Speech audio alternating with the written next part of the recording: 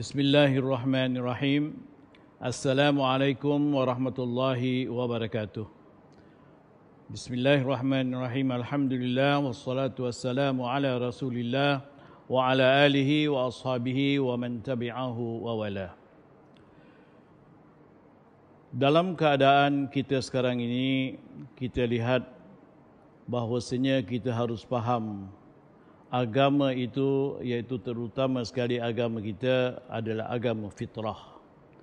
Agama fitrah ini maknanya agama yang semula jadi, maka manusia yang beragama dengan agama ini makna mestilah menjadi manusia yang berakal. Sebab itu banyak dalam ayat Al-Quran disebutkan afala taqilun, afala tafqahun, afala tatafakkarun. Artinya, apakah kamu tidak berfikir, apakah kamu tidak berakal, apakah kamu tidak melihat kepada perkara-perkara dengan akal kamu.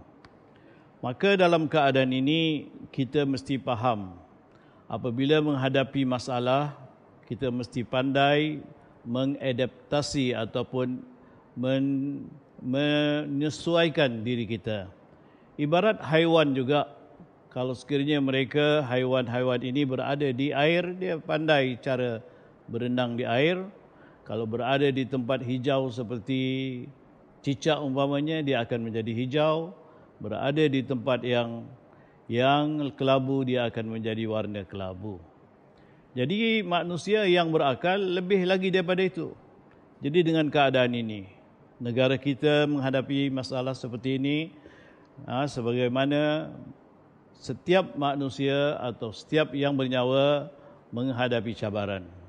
Bukan hanya cabaran ini, mungkin akan datang cabaran yang lebih kuat lagi, yang lebih perit lagi, yang lebih dahsyat lagi.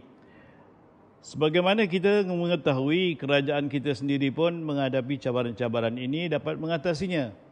Umpamanya cabaran masa kemerdekaan, cabaran huru-hara di Singapura, cabaran banjir, dan cabaran perumahan dan lain-lain lagi. Semuanya itu adalah cabaran-cabaran yang mana pemimpin-pemimpin kita telah mengendalikannya dengan begitu baik. Dan termasuklah cabaran pada sekarang ini, kita menghadapi musuh yang kita tidak nampak. Oleh demikian, kita harus menerima dan harus menghadapi cabaran ini dengan mengikuti akan arahan-arahan dan ketaatan yang perlu kita lakukan kepada pemerintah. Sebagaimana Allah Ta'ala berfirman, Ya ayyuhalladzina amanu ati'ullah wa ati'ur rasul wa ulil amri minkum. Wahai mereka yang sudah beriman, hendaklah kamu taati Allah dan Rasulnya dan orang-orang yang memerintah kamu. Dan orang yang memerintah kita tak mestinya orang Islam atau bukan Islam. Asal mereka itu menjadi ketua kita, artinya wajib kita sebagai orang bawahannya mengikutinya dan mentaatinya. Lebih-lebih lagi perkara yang bersangkutan kepada keselamatan dan bersangkutan kepada keamanan.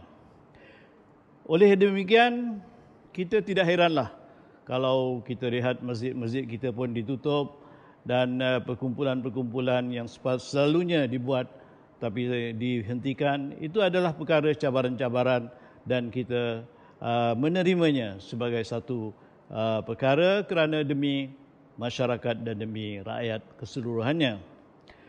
Umpamanya Mahkamah Syariah.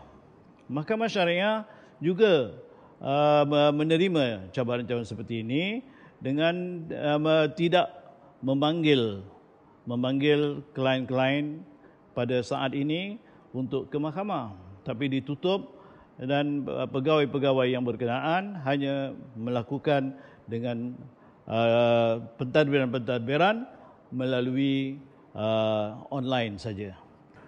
Dalam kita memahami kita sebagai manusia, kita haruslah tahu bahawasanya sebaik-baik perkara itu ialah yang pertengahan.